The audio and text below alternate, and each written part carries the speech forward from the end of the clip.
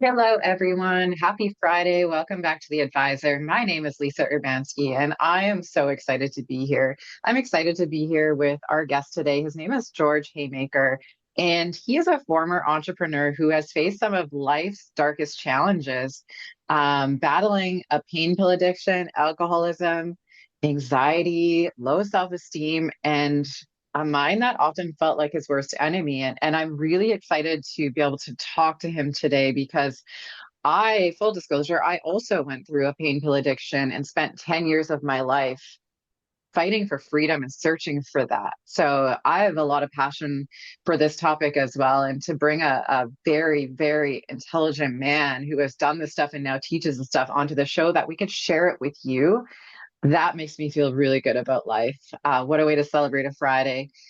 I just want to thank our sponsor, iHeartRadio and Spreaker. We love you guys. Thank you so much for your support. And to our audience, thank you for your support. Please like and subscribe and leave some comments in the comment section if you're struggling with anything, including addiction of any sort. We want to help. Welcome back to the show, George. Hey Lisa, so great to be back. Thanks for having me again and great to see you. And hello, everyone. So great to see you.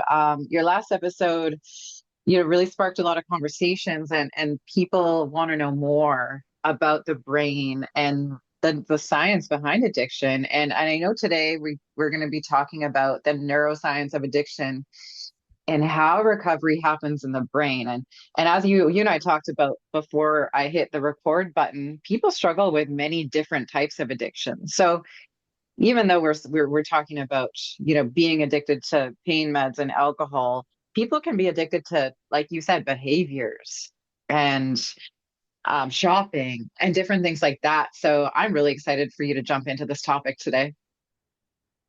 Yeah, like you say, addiction is addiction. It's all kind of ice cream, just has different flavors. But at the end of the day, we're searching for something that we're not getting out of everyday life, and uh, Yes.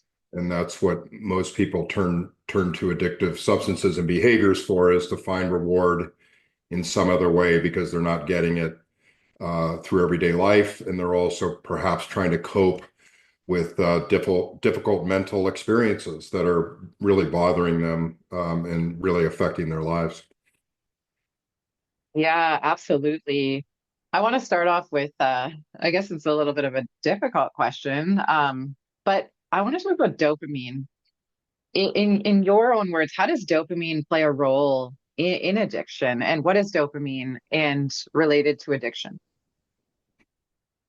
Yeah, so dopamine's the most famous neurochemical. It's a neurotransmitter in the brain, and there are numerous what are called feel-good transmitters, and that's one of them.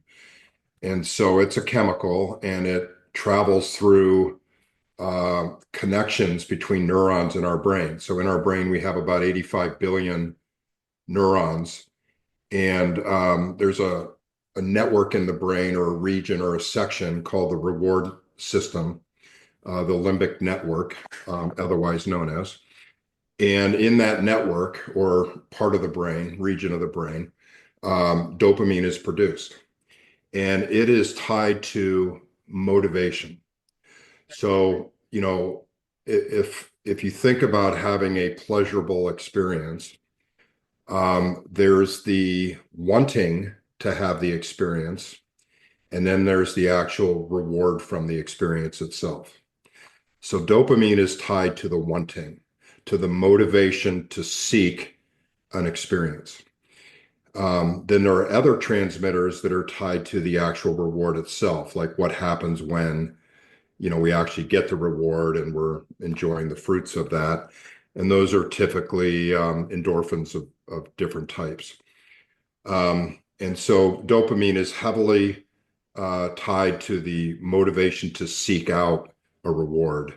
And so, like, for those of us that have been addicted to behaviors or substances, I think we can all relate to the fact that, in my case, I had dealers that I would go see, and the moment I would have an idea that it was time to go see the dealer, I would start to get this real flood of rewarding chemicals, like beginning just the ritual of knowing that I was going to go get it and then driving there and just all the stuff that led up to even before you got the drug, like you're just getting this flood of chemical, and that's dopamine.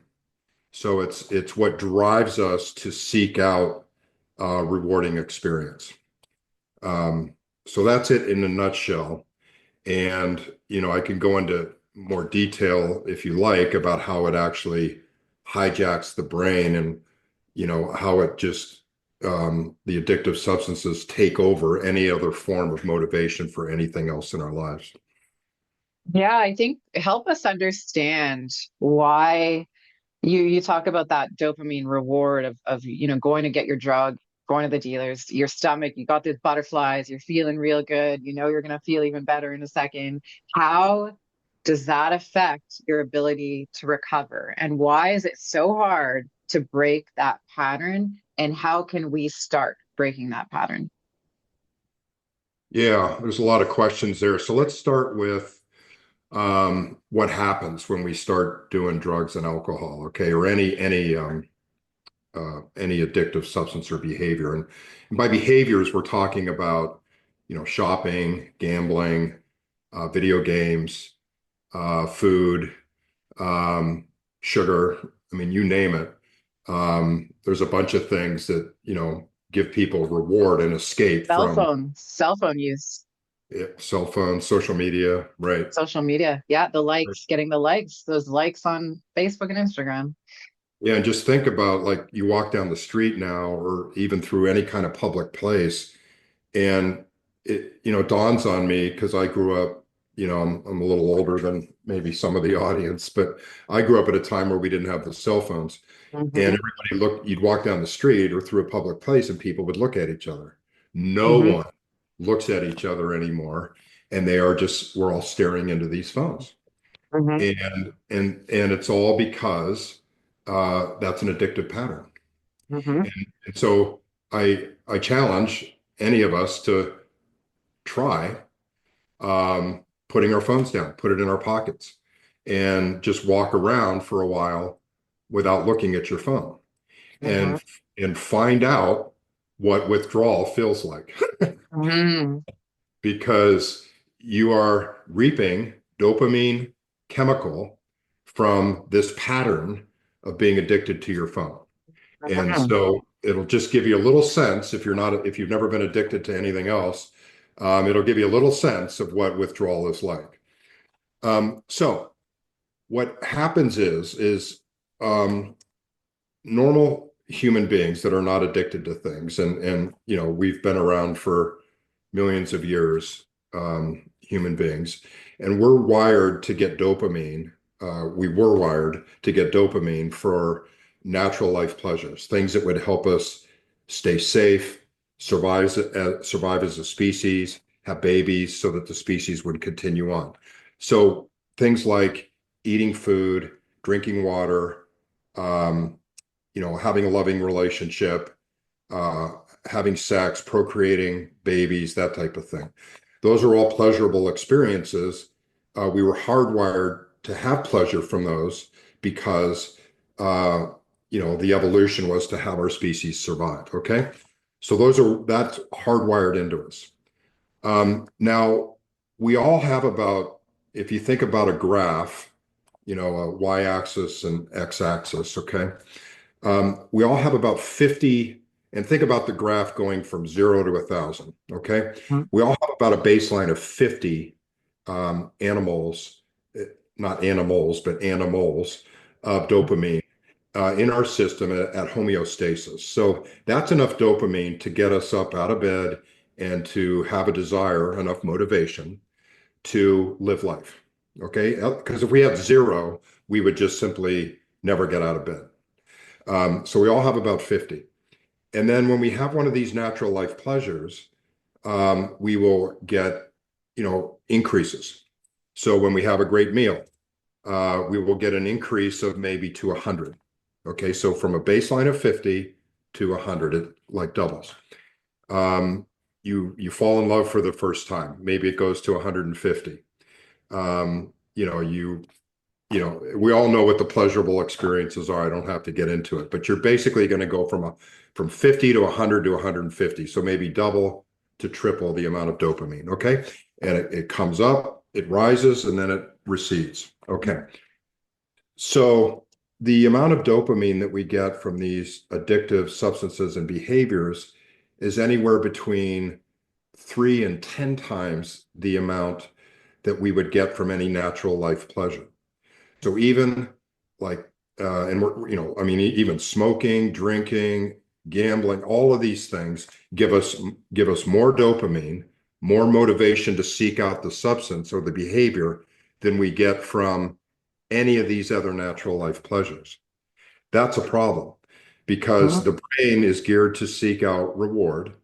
And so if these addictive substances and behaviors are giving us more reward, more dopamine, um, or the anticipation of reward, more motivation, then why would we ever pursue anything other differently than the addictive substance or behavior, right? Because the brain is pursuing the greatest amount of reward. And so that's the problem, is that the brain then deems these substances and behaviors as more important. It tags them as more important than any of these other natural life pleasures. Mhm. The other problem is that our brains are designed to handle, 2 to 3 times the amount of dopamine from our baseline. They're not designed to handle, 10x and, way more dopamine. So in other words, what we're doing is we're trying to shove like 500 gallons of water through a garden hose. Right. Our infrastructure is simply, in our brain, is simply not designed to handle that amount of dopamine. And so if you were to take a fire hose and put it on a small little plant and unleash the fire hose on the plant, what would you do? You'd obliterate the plant, right? Mhm. And so that's what we're doing in our brains, is we're obliterating our plumbing in our brains, um, when we're flooding it with this much dopamine. And so what happens is, the longer that we use these behaviors and substances, the plumbing in the brain, which are basically the neurons, begin to fail and malfunction because we're flooding too much dopamine. And so they begin to shut down some of the receptors on the dopamines, which is what receives the transmission. The dopamine itself becomes less potent. Um, and also, um, the sorry, I lost track of what I was going to say, but basically our infrastructure in our brain begins to malfunction and fail, okay? Because there's just too much dopamine, an artificially high amount that our brain was never designed to accommodate. Right. Okay, so as it shuts down, less and less dopamine can get from one neuron to the next, meaning we're feeling less and less pleasure. And so our brain is still screaming out for this amount of reward because it's gotten used to it. But because the plumbing is starting to fail, we have to start doing more and more of it. That's what tolerance is. So when you find in addiction that you need to keep doing, you're chasing the first buzz that you ever got, and you're having to do more and more of the substance or the behavior to get the same level of buzz or just to feel normal, because normal starts to change for you. Like the old normal doesn't register anymore, like there's a new normal. And so for you to get that, you're having to do more and more of whatever it is you're doing because the plumbing's starting to fail and the dopamine can't get through. And that's what tolerance is. And then what happens is, if we stop to do, if we, you know, as addiction progresses, and if we stop doing the substance or the behavior, and then the dopamine recedes because it was so elevated artificially, and now it's going to tumble down, go way back down to baseline and below. So in other words, from 500 or 1,000, way back down to 50 or even below 50, um, that is what's called withdrawal. And that crash of dopamine from an artificially high level way down to close to zero is why we feel like crap. And so that's what cravings are all about.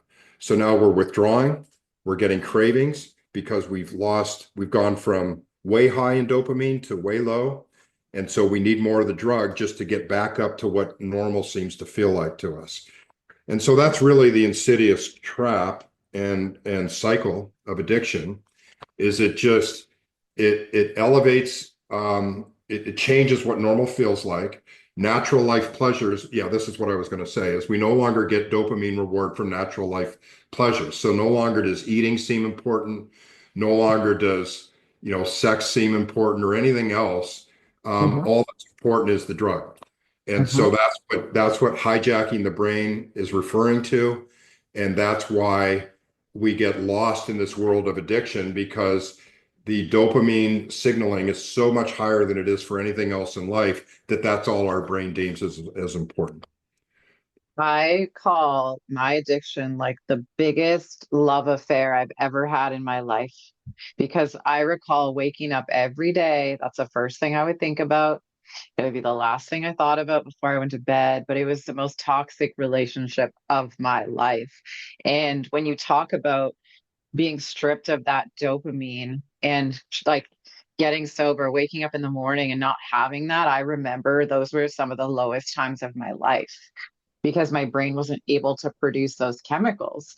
But then eventually I started feeling better and better and better and better. So, can you talk to us about the process of recovery, what that looks like, and what people can expect, and how to make little steps so that you can start producing that chemical again? Yeah. Um, so really what you're doing in recovery, and there's kind of two phases of it. One is dealing with the addiction itself and what needs to happen in the brain. The second part of it is, in recovery is, okay, well, why was I using drugs and alcohol or the behaviors in the first place? Mhm. And how am I going to deal with those differently now that I'm not using drugs and alcohol? So that's what really recovery is about. So there's sobriety and abstinence, getting rid of the addiction. And then there's recovery, which is building a new life, not using drugs and alcohol, but still finding joy in natural life pleasures again. Okay. So the first step is to get your brain right and healed so that you can even contemplate building a new life. Because, as you and I both know, and anyone else out there that's ever been addicted, when you're coming off something, um, you're just trying to survive. Okay. And so you're not really in the mood to talk about what's going to happen, you know, 6 months from now. It's like I'm trying to get through minute by minute of that day. Mhm. And so that's what's happening, in the first 90 days of sobriety is, it's painful because remember what I said before is that you're withdrawing. So you no longer have sources of dopamine because you're not using the drugs and alcohol. And so your brain is running at a real deficit for dopamine. So it's not even at homeostasis anymore. It's way below homeostasis, way below 50 and somewhere barely north of zero. And what you're needing to do is to have your brain heal, um, reset, so this whole reward network can start to feel enjoyment back down in the ranges that it was originally intended to feel then. And so it takes time and it takes, time for the brain to actually heal because the wonderful thing about the brain is it can heal and it can change and it's plastic, meaning it's um, healable, malleable, evolvable, changeable, adaptable. So it adapted to the addiction and now it can adapt back. Okay. But, it's going to be uncomfortable, especially in the early days as you're withdrawing and the brain is trying to heal and reset itself. So, during this period, it's, important to try to make yourself as comfortable as possible. There are medications, if you're working with medical professionals to withdraw, there's medications you can take to make the cravings subside and make it more comfortable. But, at the end of the day, it's still not going to be the most pleasant first 30 days, the first 30 days are not going to be the most pleasant days you've ever had in your life. But, what we're then after is then to start to rebuild life in a different version, addressing any underlying patterns that are uncomfortable in our minds, that maybe we were coping using behaviors, drugs, alcohol to help cope with those symptoms. Now we start to dive into those to figure out what they were, where they came from, why we kept reinforcing these patterns for all the years that we did, and then how can we reconstruct them in a more helpful way. And that's all part of what, I do in neuroscience coaching, is help people understand how their brains work, how they've evolved to the point where they are. We really dive deep into things that are bothering them mentally, the negative thoughts, the negative emotions, the reactivity, the behaviors, because these things develop into patterns because we've rehearsed them and practiced them so much during our lives. We've gotten very good at them, and our brain has adapted to them and strengthened them as patterns because we've repped them out, we've repetitioned them. And the brain is very much into repetition. It responds to that in good and bad ways. And so what we're doing is trying to undo all those negative patterns and reconstruct them in more helpful ways based on um, working on a new identity for ourselves. So we've developed an identity that includes addiction and includes negative patterns that we're coping with, and that's been our identity. But now we're going to try to take that identity and think of it as a house, and we're going to rip the house down, take the studs down of who we've been, what this identity is, and reconstruct it in a way that we'd love to have represent us. In other words, what are our values? What are our beliefs? What are our strengths? What are our needs? And we rebuild a vision of ourselves, of how we want to be. Like, we're not Mm-hmm. happy anymore with this old person that we've been. That's clear. And we want to find a new way. And that's what I help them do, is, really understand what their strengths are, their values, how they want to live, their belief systems. And we reconstruct a new version of themselves, and write identity statements. And then we have something to build on. And it's this vision of themselves. Okay. And then we start to reconstruct new thoughts. And I teach them how to do this, new ways of thinking, new ways of feeling, new ways of acting. And we begin to build new patterns that are in the image of this new identity. And so then we start to reinforce those. And the brain then begins to change. It physiologically, neurologically, these 85 billion neurons begin to shift around and remap themselves in the image of what this new person is becoming. But it doesn't happen until we start to practice this person. And so that's where the challenge is. And that's why change feels so hard to people, is because they don't have a plan. They don't understand how the brain actually works. They don't understand what's required to make change and have it last and stick. And so and it's no fault of anybody's, they're just unknowing. And Mm-hmm. so, that's what I help them do, is lay out the plan and the framework and the understanding of where we're headed and how to get there. And then we work together over 90 days, putting the pieces together until, halfway into it, they're like, wow, I'm really starting to feel different. And I'm starting to enjoy natural life pleasures again. And so we celebrate those and we attach reward to those. And so now dopamine starts to uh, get produced over these new things that we're starting to experience again. And we're never going to get, the type of dopamine spikes that we used to get with the drugs and alcohol. And frankly, we don't want them, because that life proved to be, our brains can't handle it. And it proved to completely hijack our lives. And so we know we can't go there. And so now we're just going to reset everything, reestablish new priorities based on this new version of ourselves. And now we're going to start to realize, get some dopamine motivation from living a life that's in alignment with our values, our strengths, our beliefs, our needs, being kind to others, just being this person that we've always really wanted to be, but for various reasons and the experiences that we've had in our lives, we never became that. Maybe we grew up in a difficult circumstance and we were just trying to get by and survive and protect ourselves. And then we grew up feeling unsure of ourselves and self-doubting and lack of confidence and low self-esteem. And it could have been from a negative childhood, experience. And so now we just went into our adulthood and we had these patterns. We don't know how they got there, and they're uncomfortable, and we have anxiety and we're depressed. And so then we started to use substances. The next thing you know, it got away from us. And we're like, how the hell did I get here? And that's what happened to me.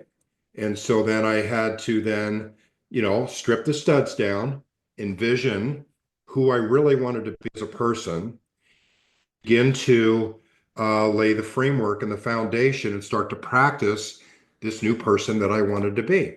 And before I knew it, little by little, shifting very gradually, it's not like you wake up one day and say, holy crap, I'm a new person. It's just gradual.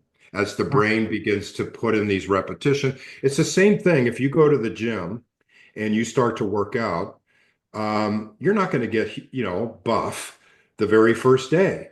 You have to be in it. You have to be committed, motivated, and dedicated. And Mm-hmm. little by little, you start to notice these incremental improvements, right? You don't lose. If you wanted to lose 20 pounds, you're not going to lose it tomorrow. You're going to lose it incrementally by engaging in healthy practices, sticking with it, repping it out, and gradually you start to lose the 20 pounds, right? And so that's exactly the brain. By the way, all those things that we just talked about, are brain related functions as well. The brain's involved in everything, right? I mean, it's the engine behind everything. So it stands to reason that anything that we're learning, anything new, such as being a new person, we know that it takes time. We never Mm-hmm. got good, learning a new instrument or learning a new language or learning a new sport overnight. We knew that we had to rep it out, practice it, stay dedicated and committed. That's exactly what learning how to be a new version of yourself is like. You are learning how to be a new version of yourself. It requires practice. It requires someone explaining to you how to become that person. Like what's the plan?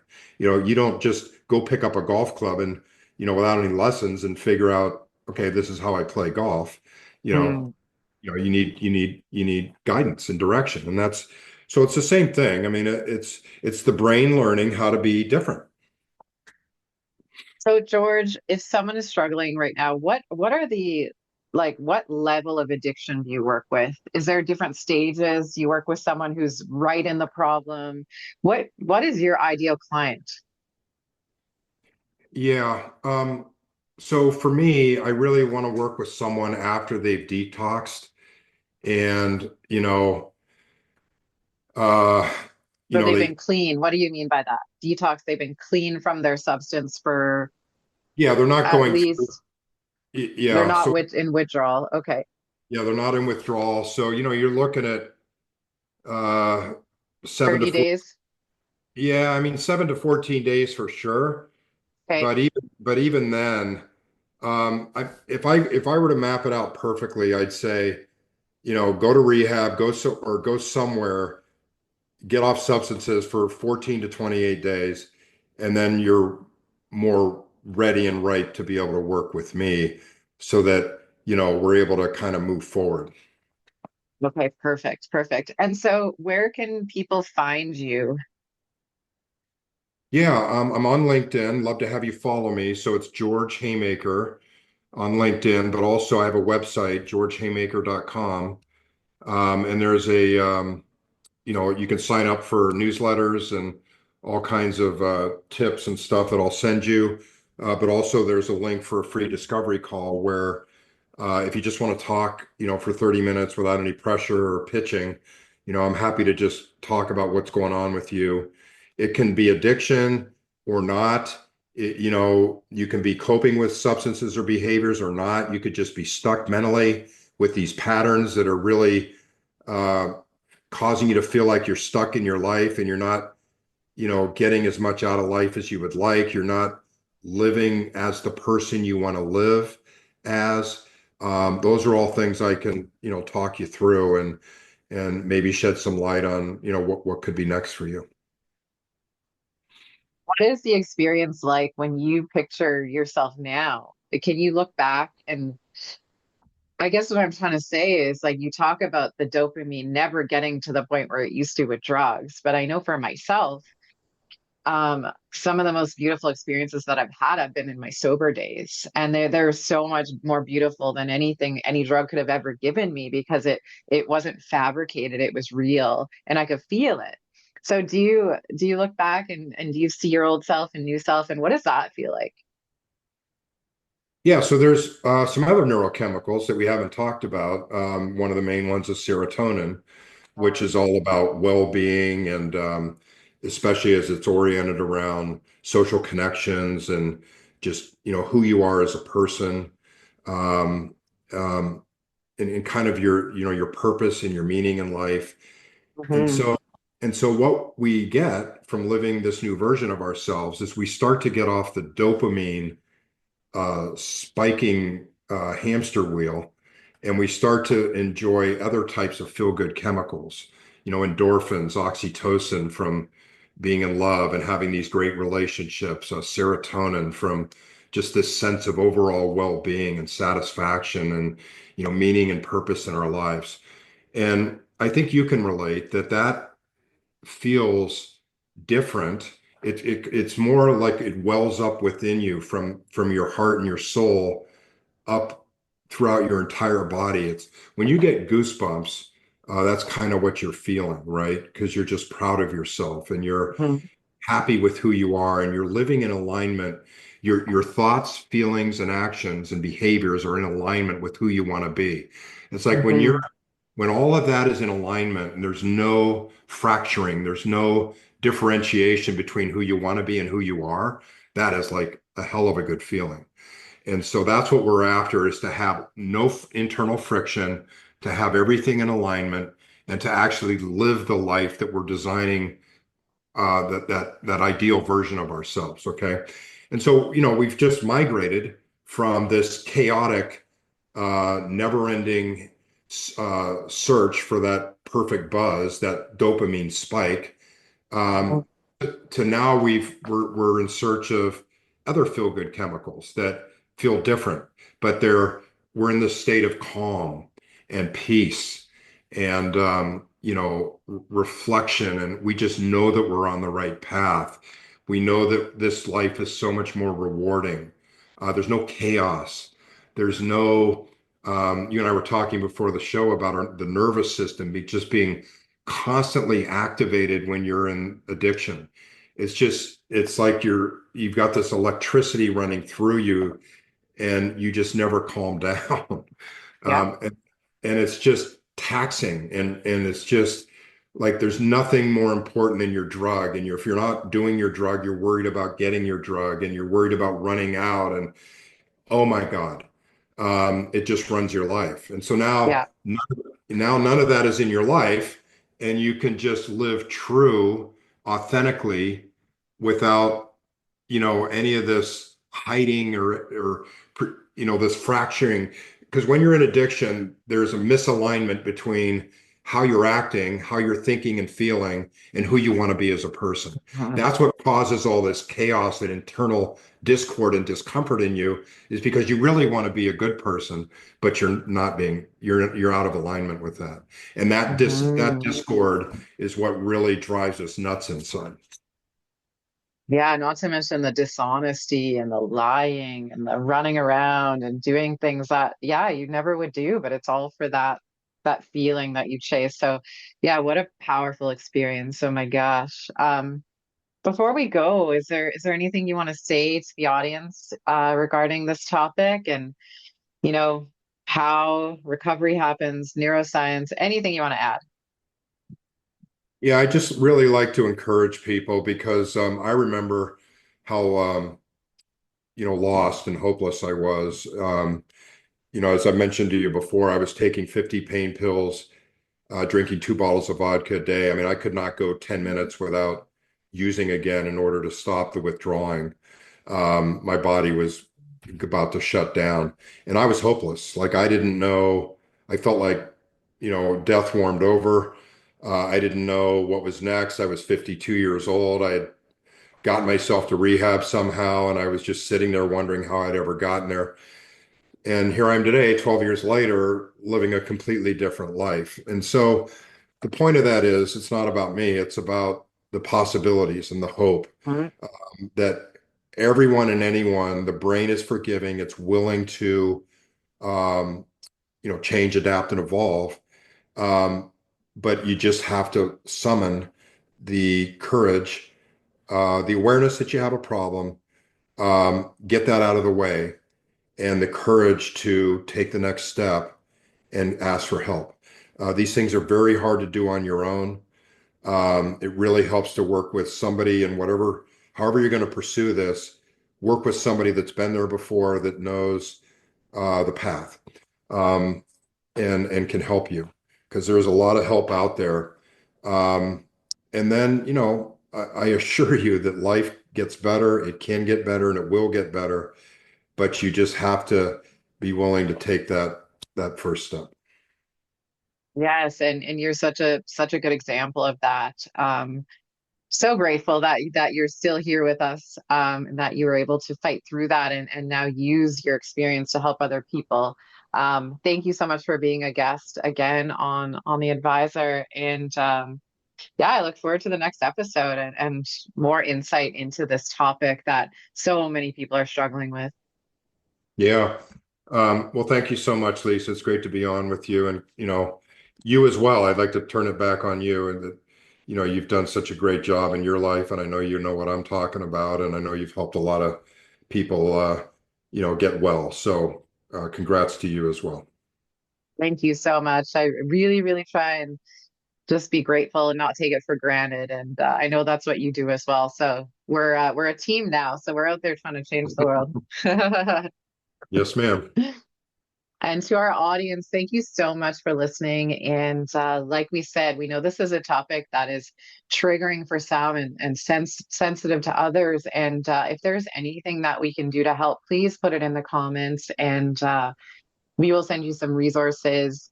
And George has so many free tools on his website that he can offer. So please do not be shy and don't struggle alone. Until next time, I'm Lisa Urbanski with The Advisor. Bye for now.